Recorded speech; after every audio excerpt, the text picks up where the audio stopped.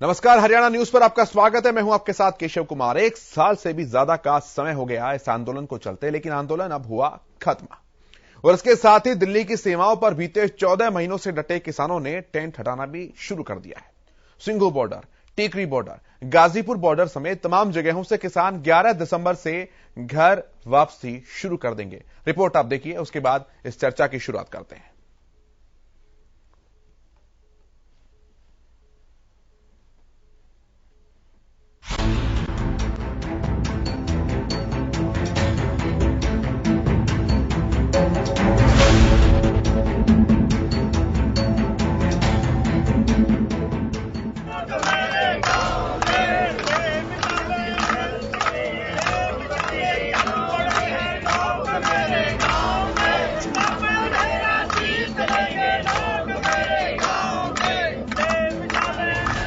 किसान आंदोलन ने आखिरकार मोर्चा फतह कर लिया।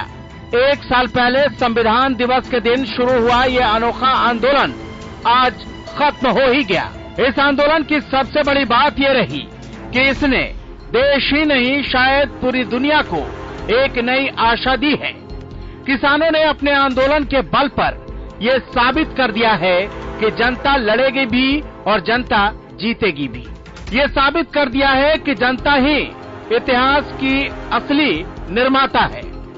सही मायने में ये संविधान के मूल्यों की भी जीत है, जिन्हें सिंबल बनाकर ये अभूतपूर्व लड़ाई लड़ी गई और बदले में इस जीत ने और पुष्ट किया है। 378 दिन से दिल्ली की सीमाओं पर चल रहा किसानों का आंदोलन अब खत्म हो गया। किसान संगठनों ने आंदोलन खत्म करने की घोषणा की है।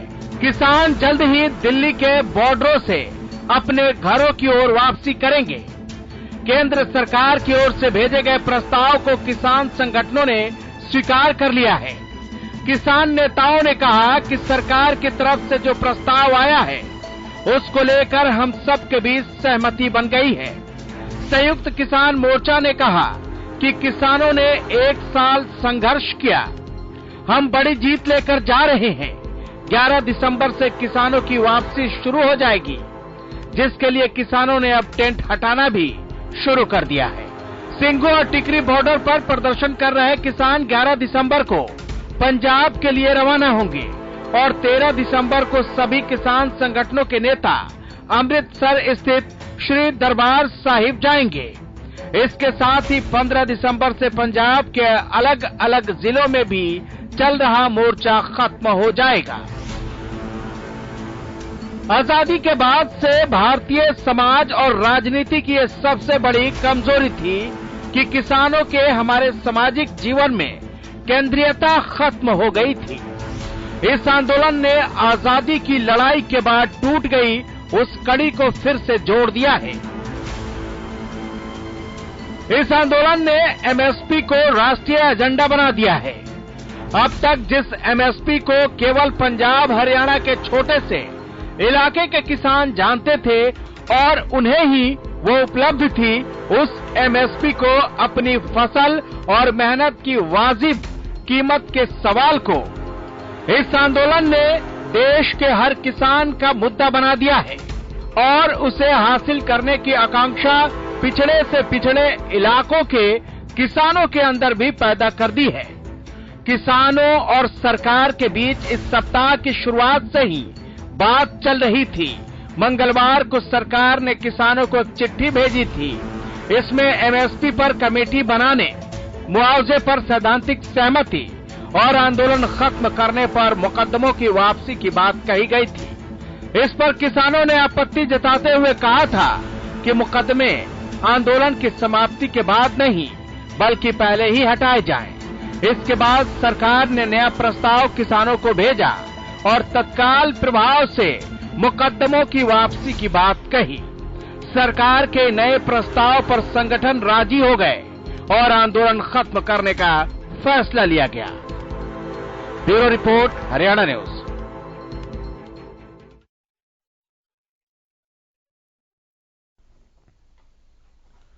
बात करते हैं इस मुद्दे पर। जो पैनल मेरे साथ जुड़ा है उनका परिचय मैं आपसे कराऊं। मेरे साथ अशोक मलिक जी हैं, जो कि किसान नेता हैं। सुदेश कटारिया जी भारतीय जनता पार्टी के प्रवक्ता हमारे साथ हैं। अमनदीप बरार जी कांग्रेस के प्रवक्ता हमारे साथ हैं और ओंकार सिंह जी इंडियन नेशनल लोकदल के प्रवक्ता हमारे साथ हैं। आप सभी का बहुत स्वागत है। मलिक साहब, सबसे पहले शुभकामनाएं आपको। एक लंबा संघर्ष, साल भर का संघर्ष रंग लाया आखिरकार। जो आप चाहते थे वो हुआ, मांग भी हो गई और घर वापसी भी हो गई। कैसा लग रहा है?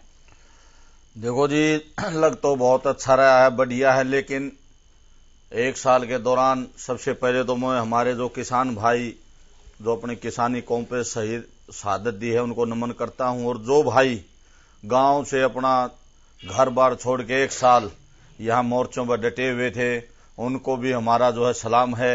और जो हमारे जो पीछे से हमारे जितने भी खाप संगठन जितने सब भाइयों ने कि मेहनत ये जो है रंग लाई है, निरंकुश सरकार को झुकाने का जो है काम किया। क्योंकि एक साल अगर आते ही सरकार का धन्यवाद तो जब बनता और अच्छी बात भी होती कि एक महीने के अंदर ही, मान लो शुरू में अगर सरकार से कुछ गलतियां हो गई थी तो शुरू वाले महीने में ही सरकार ने अपनी गलतियां स्वीकार कर लेनी चाहिए थी। लेकिन उन गलतियों को अपनी स्वीकार करते करते एक साल से भी ज्यादा समय सरकार ने लगा दिया। चलो देर आए दुरुस्त आए। अब जो वादे सरकार ने किए हैं अगर इन वादों पे भी खरी उतरेगी तो भी ये लगेगा कि भाई ठीक है, एक साल जो हमने हमारे किसान भाइयों ने जो यहां तपस्या की है कि उनकी वो जो मेहनत रंग लाई है तो हम मान जाएंगे। लेकिन हमारे को जसता नहीं कि ये अपने वादे पे भी खरा उतरेंगे। अब वो जो एसकेएम ने कहा है कि भाई ये हमने सस्पेंड किया है, बिल्कुल बर्खास्त नहीं किया है। क्योंकि अगर एकदम ये कह देंगे भाई चले जाओ और ये हो गया तो सरकार का अभी भरोसा नहीं है। क्या पता क्या कुछ अपना उल्टा सुल्टा जो भी निर्णय ये ले ले। पर मलिक साहब, जब भरोसा ही नहीं फिर उठे क्यों? भाई भरोसा जो है ये भी इन्होंने भरोसा दिला दिया है। मतलब भरोसा हुआ ना आप लोगों को? देखो दिला दिया है लेकिन मन में भी है कि भाई कुछ गड़बड़ ना कर दें। क्योंकि इनका भाई सही भरोसा तो जब होगा जब सारे काम हो लेंगे। अब तो एक थोड़ा थोड़ा यानी कि 80% विश्वास हो गया कि भाई ये करेंगे। 100 का 100 तो जब होगा जब ये सारे काम कर लेंगे। तो इस करके जो सारी आज भी टिकरी बॉर्डर है चाहे कुंडली बॉर्डर है जितने भी सो सारी अच्छा वैसे पिछले जो एक सप्ताह से भाई चल रहा था सारा ढोलमूल रवैया, कभी ये कभी वो, लेकिन आखिरकार जो है ये बात बन गई। हम इससे खुश हैं, ठीक है, खुश हैं भाई। सरकार ने जो है दे रहा है दोस्तों बात तो मान ली, लेकिन आगे अपनी जो आज वादा किया सरकार उस पर खरा उतरे। ठीक है, यही सरकार से हमारा निवेदन भी है। ठीक है, सरकार खरी उतरे। सुदेश जी मैं आपको आता हूं, शुभकामनाएं तो आपके लिए भी सर। गले की फांस बना हुआ था पूरा किसानों का मुद्दा आपके लिए, आखिरकार अब वापस लौटे। ठीक है जी, बिल्कुल धन्यवाद के पात्र हैं एसकेएम के सभी साथी, आंदोलनकारी सारे नेता। धन्यवाद देता हूं। और जिस प्रकार से मलिक साहब ने कहा ऐसी कोई बात नहीं है। सरकार पहले दिन से इस दिशा में तैयार थी। सरकार उस समय भी तैयार थी जिस दिन सुप्रीम कोर्ट ने एक कमेटी गठित करके और बिंदुवार चर्चा करने के लिए कहा था। तो उस दिन भी इस प्रस्ताव पर सरकार सहमत थी, आज भी सरकार सहमत है। हम मैं मानता हूं समझाने में कामयाब नहीं हो पाए, लेकिन सरकार शुरू दिन से इस प्रयास में थी कि इनको समझाया जाए और समझा के इसका हल निकाला जाए। लेकिन कुछ लोग इसमें मुखौटाधारी लोग ऐसे थे जो आंदोलन को खत्म नहीं होने देना चाहते थे। इसमें कांग्रेस, राकेश टिकैत और एक दो मुखौटाधारी ऐसे नेता थे जो कांग्रेस जो इसको आंदोलन को खत्म होने देना नहीं चाहते। आज सबसे ज्यादा मायूसी अगर किसी को है तो कांग्रेस पार्टी और राकेश टिकैत को।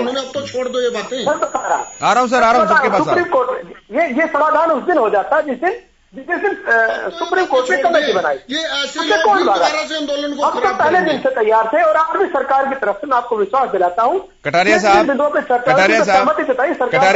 कटारिया साहब, जो ऐलान प्रधानमंत्री नरेंद्र मोदी ने 19 नवंबर को किया, अगर वो और 6 महीने पहले हो चुका होता तो फिर ये बात कहने की गुंजाइश नहीं बचती कि कांग्रेस ने करवाया या किसान नेताओं ने करवाया, इसने करवाया उसने करवाया। तो न्यायपालिका हिंदुस्तान की चीज नहीं है। न्यायपालिका ने कमेटी बना दी तो बिंदुवार चर्चा होनी चाहिए। हम उससे तैयार थे, लेकिन उससे भागा कौन? आप बताइए कौन भागा? सरकार नहीं भागी। सरकार पहले दिन से तैयार थी, सरकार आज भी तैयार है। मैं आपको विश्वास दिलाता हूं इन बिंदुओं पर चर्चा में सहमति जताई है एसकेएम और सरकार के बीच में। मैं अमनदीप जी के पास आता हूं। बरार साहब। केशव जी मेरी आवाज पहुंच रही है आपको? हाँ हम सुन पा रहे हैं सर, रखिए अपनी बात। केशव जी सबसे पहले तो मैं ये कहना चाहूंगा कि एक साल से जो किसान आंदोलन चल रहा था और जिसमें हमारे 400 से ज्यादा किसानों की मृत्यु हो गई, और अब ये कटारिया भाई साहब टीवी पर आकर ये बात कह रहे हैं कि हम पहले दिन से तैयार थे। अरे भाई साहब, आप तो पहले दिन से ये कह रहे हो कि तीनों कालो कानूनों जैसा कोई कानून ही नहीं है, ये तो किसानों के हक के हैं, ये तो किसानों को ये फायदा पहुंचाएंगे, ये किसानों की आय दुगनी कर देंगे। अरे आप बात बात पर बदलते हो। अरे आप क्यों नहीं मानते कि आप ये तीनों काले कानून लेकर आए थे और आपसे गलती हुई है, और जो किसानों की जो 700 किसान शहीद हुई है, और जो किसान 1 साल से बॉर्डर पर बैठा है, और जो आज तक का सबसे शांतिपूर्ण जो आंदोलन है, उसकी वजह से आपने ये तीनों काले कानून वापस लिए हैं। आप कभी भी इन कानूनों को वापस नहीं लेना चाहते थे।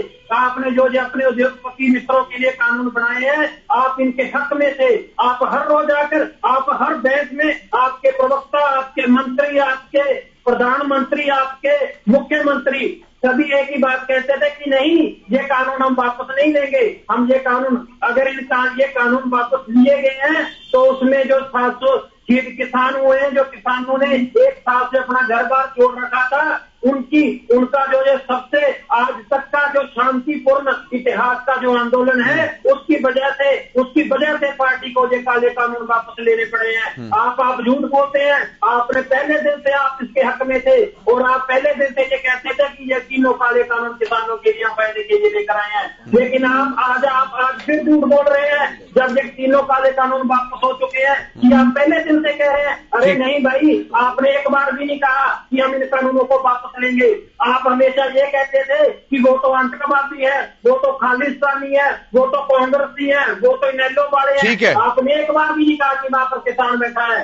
लेकिन किसानों का जो शांतिपूर्ण आंदोलन था, जो उनकी बस्ती थी, उसकी सफलता हुई है, और किसानों ने अपनी बात मनवाकर आपके सामने सुरक्षा आज किसान बैठे हैं। ठीक है, ओंकार सिंह जी। केशव जी, सबसे पहले तो मैं किसान नेताओं को मुबारकबाद देता हूं कि उन्होंने बहुत बड़ी जीत हासिल की है। विश्व के इतिहास में दुनिया का सबसे लंबा शांतिप्रिय आंदोलन किसान आंदोलन रहा है, और मैं उन शहीद किसानों को भावपूर्ण श्रद्धांजलि पेश अदा करता हूं इनेलो परिवार की तरफ से। इनेलो पहले दिन से इनके साथ है। भाई अभय सिंह चौटाला ने एकमात्र विधायक, 42 से 16 विधायक हैं पूरे भारत में, एकमात्र विधायक थे जिन्होंने इस्तीफा दिया था और पुनः जीत के आए। और मैं बताना चाहता हूं, रस्सी जल गई, हेकड़ी अभी भी नहीं गई। अभी भी इनके नेता, इनके बयानकर्ता क्या बयान दे रहे हैं, अभी भी माहौल खराब करना चाहते हैं। और इस किसान आंदोलन में हमारा कितना नुकसान हुआ, आप जरा सोच के देखिए, कितना नुकसान हुआ। लाखों करोड़ रुपए हमारे खत्म हो गए, लाखों करोड़ रुपए चले गए, 750 से ज्यादा किसानों की मृत्यु, शहादत हो गई। और इसके बावजूद भी ये अभी भी इनकी रस्सी तो जल गई, हेकड़ी अभी भी नहीं गई। इन्होंने देश को प्रयोगशाला बना के रख दिया है। कभी नोटबंदी के नाम पर जनता पे प्रयोग करते हैं, कभी जीएसटी के नाम पर व्यापारियों पे प्रयोग करते हैं, कभी लॉकडाउन के नाम पर मजदूरों और छोटे बच्चों पर प्रयोग करते हैं, और अब इन्होंने किसानों पर प्रयोग किया था 3 काले बिल। ये 3 काले बिल लेके आए थे, ये अभी तक ये कह रहे थे कि बहुत अच्छे हैं, बहुत अच्छे हैं, और हेकड़ी अभी भी नहीं गई इनकी। अब भी ये जो बात कर रहे हैं, और मैं किसान आंदोलन की एक सबसे महत्वपूर्ण बताना चाहता हूँ बात, इस आंदोलन में आपसी भाईचारा हमारा बहुत बढ़िया कायम हुआ है। धार्मिक उन्माद और धार्मिक सद्भाव जो इन्होंने बिगाड़ने की कोशिश की थी, आज वो धार्मिक सद्भाव बहुत अच्छा स्थापित हुआ है। आज हिंदू, मुस्लिम, सिख, ईसाई सब एकजुट होकर आंदोलन को लड़े हैं और इस आंदोलन में जीत प्राप्त करी है। मैं पूछना चाहता हूं आज ये प्रवक्ता से कि आज तो बता दो कि वो किसान है या नहीं जो बॉर्डर पे बैठे हैं। और बहुत अच्छी बात कही किसान नेताओं ने। एक बात और केशव जी मैं कहना चाहता हूं, किसान नेताओं ने कहा कि हम आंदोलन को स्थगित करते हैं। सरकार ये भूल ना कर बैठे, क्योंकि सरकार के ऊपर कोई विश्वास नहीं करता, ये अपनी विश्वसनीयता खो चुकी है सरकार। अगर इन्होंने कहीं फिर वादा खिलाफी करी तो किसान पीछे हटने वाले नहीं है। ये इनको एक चेतावनी भी है। लेकिन बहुत अच्छी बात है किसान नेताओं ने बहुत सूझबूझ से अपने इसको वातावरण को अच्छे माहौल में समाप्ति का ऐलान किया, स्थगन का ऐलान किया। ठीक है, योगेश जी भी मेरे साथ आ चुके हैं, राजनीतिक विश्लेषक हैं, इस पूरे किसान आंदोलन की चर्चाओं के दौरान हमारे साथ रहे। योगेश जी स्वागत है आपका। जी धन्यवाद। क्या कुछ मान रहे हैं सर, कैसे देख रहे हैं? देखिए, नंबर 1 तो सल्यूट है मेरा किसानों को, और मैं पहले दिन से इनके पक्ष में रहा हूं और रहूंगा। मैंने कई बार कहा है कि मैं जब रोटी खाता हूं तो इनकी वजह से खाता हूं, और दूसरा जवानों को जिनकी वजह से मैं आराम की नींद सोता हूं घर पे, इन दोनों के साथ मैं हमेशा हूं। उस वक्त भी मैंने ये कहा था कि ये कानून किसानों के लिए ही हैं ही नहीं। कोई भी आदमी आज भी अगर आके मुझे समझा दे कि किसानों का इससे ये फायदा हो जाएगा तो मैं आज भी मानने के लिए तैयार हूं।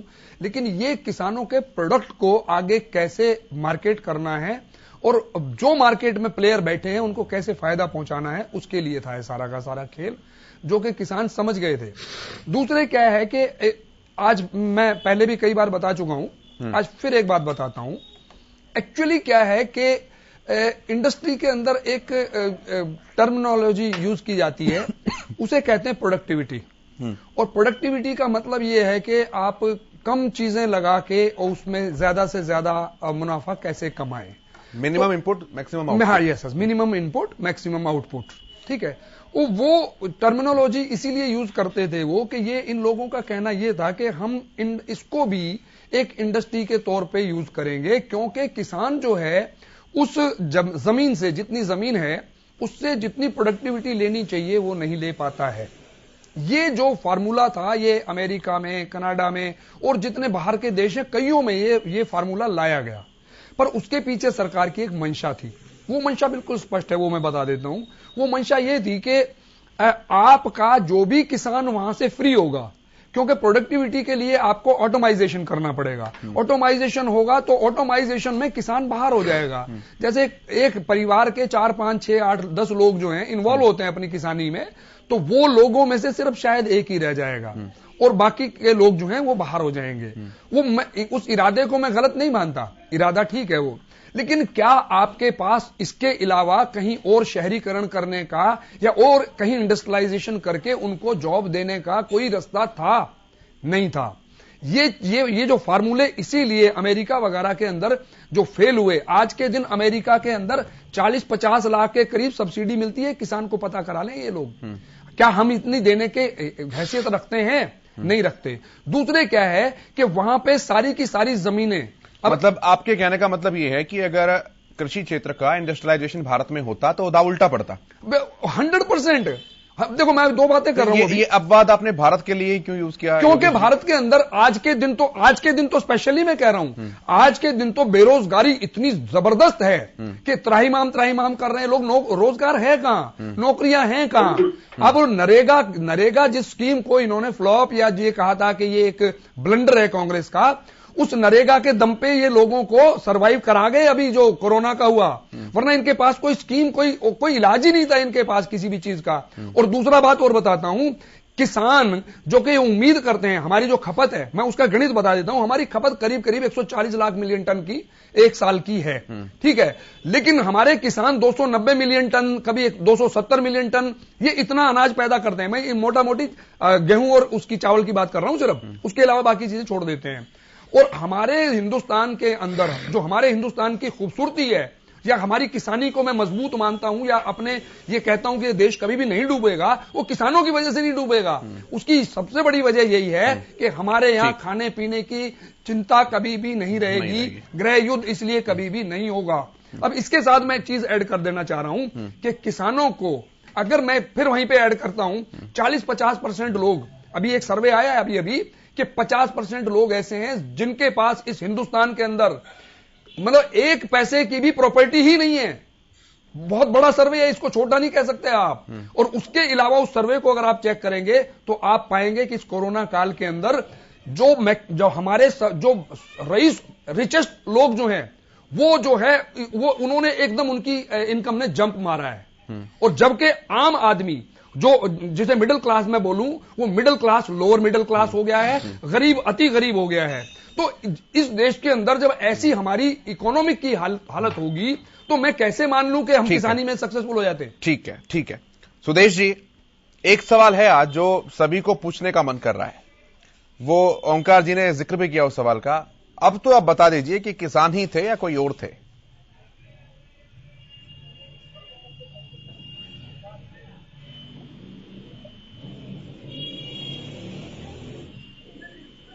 देश और देश हित में है। हरियाणा वातावरण कहां पर एक तकलीफ निकाल है। आज जब एसकेएम और सरकार का समझौता हो चुका है और एसकेएम ने मान लिया है। सुदेश जी, आपकी आवाज कट गई थी सर थोड़ी, आपका वॉइस थोड़ा सा ब्रेक हो गया था शुरू में, मैं सुन नहीं पाया आपने शुरुआती दौर में शुरुआती शब्द क्या कुछ कहे हैं मेरे सवाल पर। मैंने ये आज जिस प्रकार से राजनीतिक विश्लेषक जी ने जो बातें कही, मुझे नहीं लगता देश और प्रदेश हित में। आज जब एसकेएम और सरकार का समझौता हो गया है और सारी बातें मान ली गई है, तो इस प्रकार की बात इस प्रकार से हरियाणा का समन्वय खराब करने के लिए मैं पूछ रहा हूँ, किसान ही थे ना। मैं बताता हूँ कौशिक जी से, मैं बताता हूँ कौशिक जी की बात पर। कौशिक जी वो 200 रुपए के चेक ठीक थे, वो फसल खराब होने पर 3000 रुपए मुआवजा मिलता था, वो ठीक थे। ये फसल खराब होने पर अरे किसान मैं पूछना चाहता हूँ इससे, कौशिक जी से पूछना चाहता हूँ। कटारिया साहब, ये लोग कभी भी प्रदेश में टेस्ट नहीं हो सकते हैं। ये लोग कड़ी बिगाड़ लोग जो हरियाणा की भाषा में कहते हैं, ये कड़ी बिगाड़ लोग। आज हो चुका है, समन्वय बन चुका है सरकार का। आज सरकार कटारिया साहब हम मान रहे हैं, लेकिन ये लोग अपने कटारिया साहब सारी बात मान ली आपकी, सारी बात मान ली कटारिया साहब, सारी बात मान ली। प्रायोजिक प्रवक्ता है ये, हो ही नहीं सकता राजनीतिक, ये कांग्रेस का प्रायोजिक प्रवक्ता है। मैं आज भी कह रहा हूँ कटारिया साहब, ना आप इस देश को सर ऐसे मत बांटिए सर, ना ऐसा मत बांटिए सर। थोड़े दिन पहले आपकी एक प्रवक्ता मुझे भी कांग्रेस का प्रवक्ता बोलकर गई थी, थोड़े दिन आपकी एक प्रवक्ता मुझे भी कांग्रेस का प्रवक्ता बोलकर गई थी। लेकिन ठीक है सर, कटारिया साहब ठीक है ना, वो पुरानी बात हो गई। कटारिया साहब पुरानी बात हो गई। ठीक है सर, ठीक है सर, ठीक है सर, ठीक है सर, ठीक है कटारिया साहब, ठीक है सर, ठीक है सर, ठीक है सर, ठीक है सर, ठीक है सर। समय की थोड़ी कमी है, समय की थोड़ी कमी है सर मेरे पास, समय की थोड़ी सी कमी है मेरे पास, समय की कमी है। कटारिया साहब सीधा सा सवाल था, कटारिया साहब सीधा सा सवाल था, कटारिया साहब ऑडियो डाउन कीजिए प्लीज, ऑडियो डाउन कीजिए। कटारिया साहब छोटा सा सवाल था कि किसानी थे या किसी और को मनवा दी बात, केवल हाँ या ना का जवाब। समय लगा, मुखौटाधारी लोग उसमें शामिल थे, राकेश टिकैत जैसे लोग, मैं बता रहा। मतलब मुखौटाधारियों के लिए झुके आप, मतलब मुखौटाधारियों के लिए झुके आप हैं। ठीक है सर, ठीक है सर, ठीक है सर, मेरे पास समय की कमी है। बहुत धन्यवाद आप सभी लोगों का चर्चा में शामिल होने के लिए, बहुत धन्यवाद। योगेश जी, अशोक जी, सुदेश जी, अमनदीप जी, ओमकार जी, बहुत धन्यवाद। इस कार्यक्रम में इतना ही, आप देखते रहिए हरियाणा न्यूज।